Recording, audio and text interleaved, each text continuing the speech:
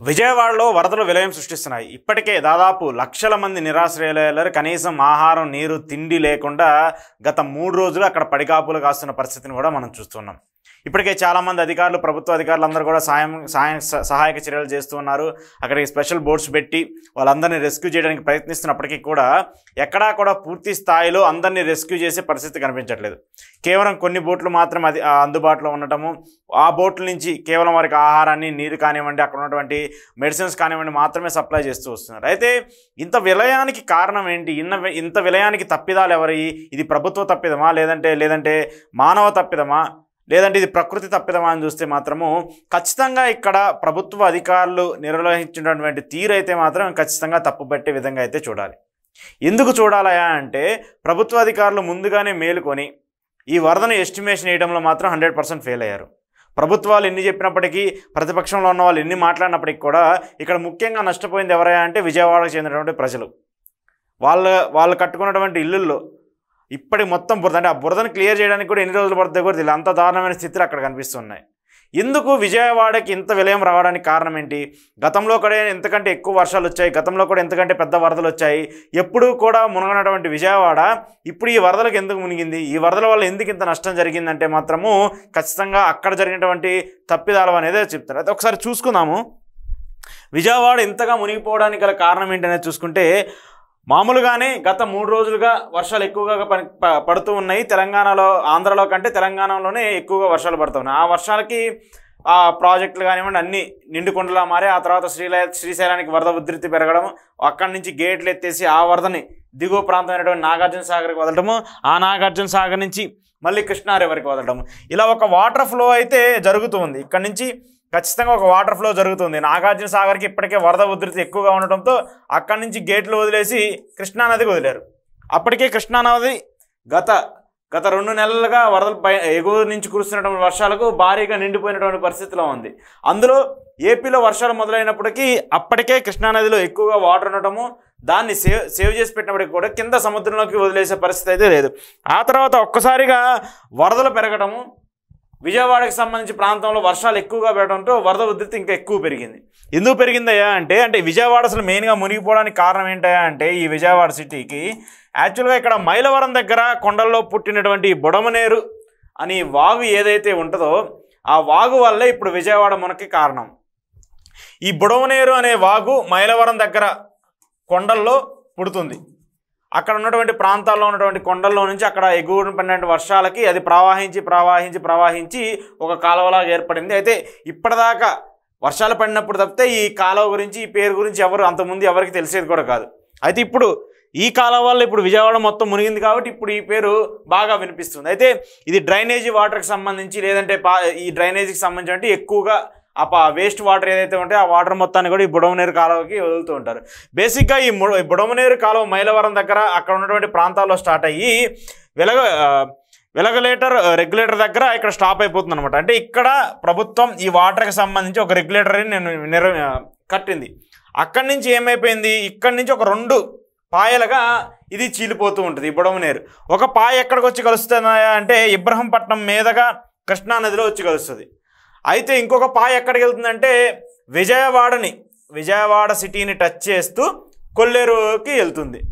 So ఈ Vijayawada city నుంచి వచ్చి టచ్ చేసేటువంటి ఈ వాగు అయితే ఏదైతే ఉందో ఈ వాగు కొల్లేరుకి ట్రాన్స్ఫర్ అయ్యి, అంటే ఈ వాగులో నుంచి వరద నీరంతా కొల్లేరుకి వెళ్ళే సమయంలోనే ఇక్కడ ఈ కాలువకు పడిన గండులు అంటే వందలాది గండ్ల వల్లే ఇప్పుడు ఈ విజయవాడ మొత్తం మునిగింది. ఈ కాలువకు పడినటువంటి వందలాది గండ్లు ఏవైతే ఉన్నాయో ఆ గండ్ల వల్లే విజయవాడకు మొదలైంది. యాక్చువల్గా కృష్ణానదికి వరద ప్రవాహం ఎక్కువగా ఉంది. శనివారం వరకు పూర్తిగా పైనుంచి ఎగువ నుంచి కురుస్తున్నటువంటి వర్షాల వల్ల కృష్ణానది ఫుల్గా నిండిపోతూ వచ్చిన తర్వాత ఏమైపోయింది, బేసిక్గా విజయవాడలో కురుస్తున్నటువంటి వర్షాల వల్ల కానివ్వండి, లేదంటే ఇక్కడ ఉన్నటువంటి వర్షాల వల్ల ఇంకొంత వాటర్ ఫ్లో ఎక్కువ అవుతుంది కాబట్టి కొన్ని గేట్లు ఎత్తి వాటర్ని ముందుగానే రిలీజ్ చేయాలని చెప్పేసి ఒకటి వినిపిస్తున్నటువంటి మాట. ఇది పాయింట్ 1.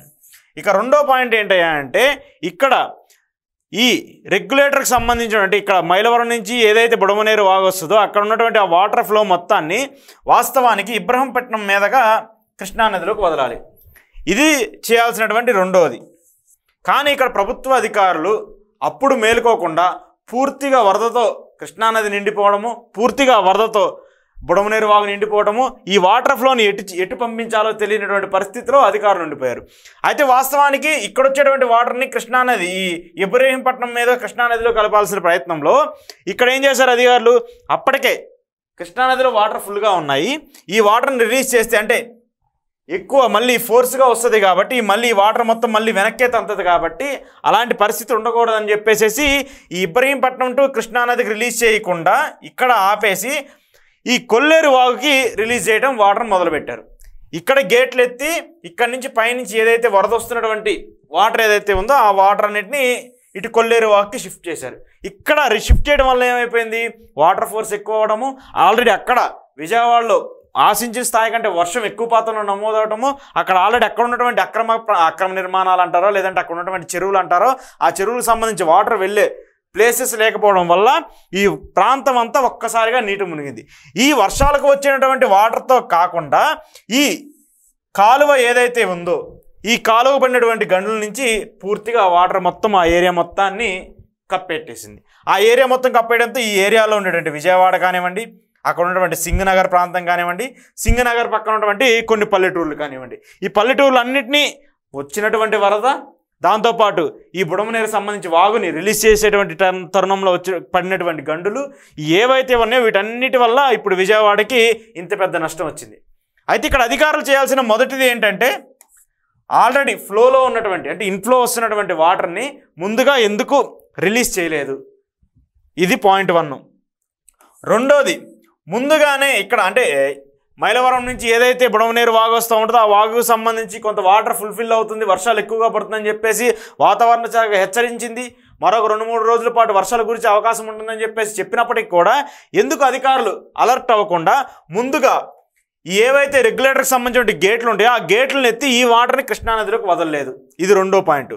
మూడో పాయింట్ ఏంటయ్యా అంటే ఈ కృష్ణానది వాటర్ ఫ్లో అవుతున్నటువంటి తరుణంలో ఇది ఖచ్చితంగా పైకి తన్నే అవకాశం ఉంటుంది. ఎందుకంటే ఈ వాటర్ రిలీజ్ చేస్తే ఇది ఖచ్చితంగా పైకి తన్నుతుంది. ఎందుకంటే ఈ ఫ్లోతో పోలిస్తే ఈ ఫ్లో చాలా చిన్నగా ఉంటుంది, ఈ ఫోర్స్కి ఖచ్చితంగా వాటర్ వెనక్కి వెళ్ళే అవకాశం ఉంటుంది. మొన్నటిదాకా కూడా ఏం చెప్పారు, అమావాస్య రోజు గేట్లు ఎత్తుతున్నప్పుడు సముద్రం మళ్ళీ పోటు మీద ఉంటుంది కాబట్టి ఆ అలల తాకిడికి ఆ ఉధృతికి కృష్ణానది నుంచి ఎంత వాటర్ రిలీజ్ చేసినప్పటికి కూడా ఆ అలల తాకిడికి మళ్ళీ వాటర్ వెనక్కే వస్తుంది కాబట్టి సముద్రంలోకి వెళ్ళే కలిసే పరిస్థితి ఉండదు. అలాగే ఇంత పెద్ద కృష్ణానదిలోకి ఈ కాలం నుంచి వాటర్ రిలీజ్ చేసినా కూడా ఈ ఫోర్స్కి మొత్తం వాటర్ వెనక్కి వెళ్ళి ఈ మిగతా ప్రాంతం ఇంకో ప్రాంతం ఏదైతే ఉందో విజయవాడకు సంబంధించి అది మొత్తం మునిగిపోయే అవకాశం ఉండేది. సో ఇక్కడ ఈ తప్పు వల్ల ఇప్పుడు ఈరోజు ఈ సింగనగర్ ప్రాంతం మొత్తం నీటిలో మునిగిపోయింది. ఈ ప్రాంతం అంతా నీటిలో మునిగిపోవడానికి కారణం ఏంటంటే అధికారులు చేసినటువంటి తప్పిదం. ప్రభుత్వం ఏం చెప్తుంది, మేము ముందుగానే అలర్ట్ అయ్యాం కాబట్టి ఇంత రెస్క్యూని చేయగలిగామని చెప్పేసి చెప్తున్నారు. కానీ ప్రతిపక్షాలైనటువంటి జగన్మోహన్ రెడ్డి గారు ఏం చెప్తున్నారంటే అక్కడ వాళ్ళ ప్రాంతాన్ని కాపాడుకోవడం కోసం చంద్రబాబు నాయుడు గారి ఇల్లు ఏదైతే ఉందో ఆ ఇంటిని కాపాడుకోవడం కోసం ఇవన్నీ మ్యాన్ మేడ్ ఫ్లడ్స్ అని చెప్పేసి ప్రతిపక్షాలు చెప్తున్నాయి. ఇక్కడ ప్రతిపక్షం ఆరోపించినా అధికార పక్షం ఆరోపించినా నష్టపోయింది ఎవరు, ప్రజలు. అక్కడ ఉన్నటువంటి 3.5 లక్షల మంది ప్రజలు నష్టపోయారు. ఇప్పుడు వాళ్ళందరూ నిరాశ్రయులయ్యారు. అక్కడ సరైన ఆహారం దొరకట్లేదు, అక్కడ సరైన నీళ్ళు దొరకట్లేదు. 3 రోజుల నుంచి వాళ్ళు అదే వరద నీటిలో ఉన్నారు. బోట్లో నుంచి బయటికి వెళ్ళాలంటే 30,000, 20,000, 15,000 ఇంత డిమాండ్ చేసినటువంటి పరిస్థితి కనపడుతుంది. సో ఈ సిచ్యువేషన్ అన్నింటినీ క్రియేట్ చేయడానికి ఏంటి ప్రభుత్వం కారణం. ఈ ముందే ఇంత వరద ఫ్లో వస్తుంది, భారీగా వర్షాలు పడుతున్నాయి, బంగాళాఖాతంలో అల్పపీడనం నమోదని చెప్పేసి వాతావరణ శాఖ అన్నిసార్లు హెచ్చరించినప్పటికీ కూడా ఎందుకు అధికారులు అలర్ట్ అవ్వలేకపోయారు, ఎందుకు అధికారులు వరదను కంట్రోల్ చేయడంలో ఫెయిల్ అయ్యారు అంటే ఇది కారణం. వదలాల్సిన టైంలో గేట్లు ఎత్తకపోవడము, వరదని సముద్రంలోకి రిలీజ్ చేయకపోవడము, పక్క నుంచి కాలువల నుంచి ఏదైతే వరద వస్తుందో ఆ వరదని కంట్రోల్ చేయలేకపోవడము. దీని అన్నిటి వల్ల ఇప్పుడు ఇంత పెద్ద సిటీగా ఉండి ఇంత పెద్ద అభివృద్ధికి జరిగినటువంటి రాజధాని ప్రాంతం అని చెప్పేసుకుంటే ఏదైతే విజయవాడ ఉందో ఆ విజయవాడ మొత్తం ఈరోజు వరదలో మునిగిపోయింది. ఆ వరదలో మునిగిపోవడానికి కారణం ఏంటంటే అధికారుల తీరు. సో ఇది పరిస్థితి. యాక్చువల్గా ఈ సింగనగర్ ప్రాంతం అంటే గతంలో మనం ఇప్పుడు అందరూ ఏం చెప్తున్నారు, ఇన్నేళ్లలో రాని వరద ఎందుకు ఇప్పుడే వచ్చింది, ఇన్నేళ్లలో జరిగిన విధ్వంసం ఎందుకు ఇప్పుడే జరిగింది అంటే ఈ అధికారులు చేసినటువంటి ఈ తప్పు ఏదైతే ఉందో ఈ తప్పు వల్లే ఇప్పుడు ఈ ఇబ్బంది జరిగింది. అదే ముందుగానే కోలుకొని ఈ మైలవరం దగ్గర నుంచి వచ్చేటువంటి వాటర్ ఫ్లో ఏదైతే ఉందో ఇబ్రహీంపట్నం మీదుగా కృష్ణానదిలో రిలీజ్ చేసినట్టయితే ఇంత ఇబ్బంది ఉండేది కాదు. ఆ వాటర్ మొత్తాన్ని డైరెక్ట్గా ఇక్కడికే రిలీజ్ చేస్తారు. అయితే ఇప్పటిదాకా కూడా ఎక్కడా కూడా గతంలో ఎన్నిసార్లు వర్షాలు పడినా కూడా ఆ వరద నీటి మొత్తాన్ని ఇబ్రహీంపట్నం మీదుగా కృష్ణానదిలోనే కలిపేవారు. కానీ ఫస్ట్ టైం ఏం చేశారు, ఇక్కడ వాటర్ ఫ్లో ఎక్కువ అవ్వడం, ఇక్కడ ఒకవేళ రిలీజ్ చేసినా కూడా ఆ వాటర్ మళ్ళీ వెనక్కి తన్నే అవకాశం ఉంటుంది కాబట్టి ఇంక వాళ్ళకి ఇంకో ఆప్షన్ లేక కొల్లూరు వైపు వెళ్ళేటువంటి వాగు ఏదైతే ఉందో ఆ వాగులోకి వరద నీరుని వదిలారు. ఆ వదిలటం వల్ల ఇప్పుడు ఈ ప్రమాదం అంతా జరిగింది. సో యాక్చువల్ థియరీ ఏంటంటే కృష్ణానదికి సంబంధించి ఏదైతే వరద ఉధృతిని కంట్రోల్ చేయడంలో అధికారులు చేసినటువంటి నిర్లక్ష్యం వల్లే ఈరోజు విజయవాడ మొత్తం ఇలా ఉండటానికి కారణం. విజయవాడ మొత్తం ఈరోజు నీటిలో మునిగిపోవడానికి కారణం ఏంటంటే ఇది. సో ఇప్పటికైనా ప్రభుత్వ అధికారులు కొంచెం మేలుకొని వరదలు వస్తున్నప్పుడు, ఇన్ఫ్లో వస్తున్నప్పుడు వాటిని వాటిని జాగ్రత్త చూసుకోవాల్సినటువంటి బాధ్యత ఉంటుంది. ఇంకా మరోవైపు ఏంటంటే కృష్ణానదికి సంబంధించి గేట్ల విషయంలో అక్కడ ఉన్నటువంటి బోట్లు, ముందు అక్కడ ఉన్నటువంటి చాలామంది కృష్ణానదిలో చేపల వేటకు వెళ్ళే వాళ్ళందరికీ కూడా ముందుగా అలర్ట్ ఇవ్వడంలో ఫెయిల్ అయిపోయారు. అక్కడ వాటిని బోట్లను సంరక్షించుకునే సరిగా లేకుండా పోయింది. ఆ వరద ఉధృతికి ఏమైపోయింది, ఆ బోట్లు కాస్త కొట్టుకొచ్చేసి కృష్ణానది గేట్ల దగ్గర ఇరుక్కుపోయాయి. అక్కడ మళ్ళీ వరద ఫ్లో కిందకి వెళ్ళేటప్పుడు అదొక ఇబ్బందులు. సో ఇలాంటి ఇబ్బందులన్నింటినీ క్లియర్ చేయాల్సిన బాధ్యత వాతావరణ శాఖకు సంబంధించి కానీ లేదంటే అక్కడ ఉన్నటువంటి అధికారులకు కానీ ఖచ్చితంగా ఉంటుంది. వాళ్ళు తీసుకోవాల్సిన నిర్ణయాల వల్ల, వాళ్ళు తీసుకోవాల్సిన సరైన సమయంలో చేయాల్సినటువంటి పనుల వల్ల చేయకపోవడం వల్ల ఇప్పుడు ఇంత పెద్ద తప్పిదం ఏర్పడింది. మరి ఇప్పుడు ప్రకృతి విలాపం అనాలా, మనుషులు చేసిన తప్పులు అనాలా? ప్రకృతి విలాపం అయితే ఇంకా విధ్వంసంగా ఉండేది.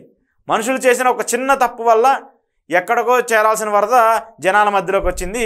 ఈ జనాలు మొత్తం ఈరోజు నిరాశ్రయులయ్యారు. మరొక విషయం ఏంటంటే ఇక్కడ చెప్తున్నటువంటిది, ఈ వరద క్రియేట్ చేసినటువంటి ఆ ప్రాంతంలో ఉన్నటువంటి చెరువులన్నింటినీ కబ్జాలు చేసి అక్కడ అపార్ట్మెంట్లు, షాపింగ్ మాల్స్, స్కూల్స్ కట్టిన పరిస్థితి. వాటిలంటే ఒకవేళ అక్కడ చెరువులు కానీ ఉండుంటే ఈ వరద నీరు వెళ్ళి ఆ చెరువులో కొంత సేఫ్గా ఉండేది, ఇంత పెద్ద ఎఫెక్ట్ ఉండేది కదా. అంటే వరద నీరు వచ్చినటువంటి తరుణంలో ఏదైతే ఉంటే ఆ చెరువులకు సంబంధించి అక్కడ కొంత స్టోరేజ్ ఉంటుంది కాబట్టి ఆ వరద ఫ్లో అవ్వడానికి కొంత అవకాశం ఉంటుంది. కానీ ఆ చెరువులన్నింటినీ కబ్జాలు చేసి అక్కడ బిల్డింగ్లు కట్టేశారు. ఇప్పుడు ఏమైపోయింది, బిల్డింగ్లు కట్టినవన్నీ ఈ వరద నీరుకి మునిగిపోయినాయి. ఇలాంటి ప్రకృతుల విలాపాలు జరిగినప్పుడు ఇలాంటి తప్పులు జరగకుండా ఉండాలంటే ప్రభుత్వం చర్యలు తీసుకోవాలి. అక్రమ కట్టడాలను వాటిని కూల్చేస్తేనే సరిగా వాటర్ ఎక్కడైతే స్టోరేజ్ అవ్వాలో, ఎక్కడికి వెళ్ళాలో, ఎక్కడ ఫ్లో అవ్వాలి, ఎక్కడ ఆగాలనేది ఒక ప్రాపర్ ప్లానింగ్ ఉంటుంది. లేదు ఇలానే జరుగుతాయి అంటే ఇలాంటి వరదలు వర్షం పడిన ప్రతిసారి ఈరోజు విజయవాడ మునిగిపోయింది, రేపు అమరావతి మునిగిపోయింది, ఆ తర్వాత ఇంకో సిటీ మునిగిపోయింది. సో ఇలాంటి కారణాలు జరగకుండా ఉండాలంటే అధికారులు మేలుకోవాలి.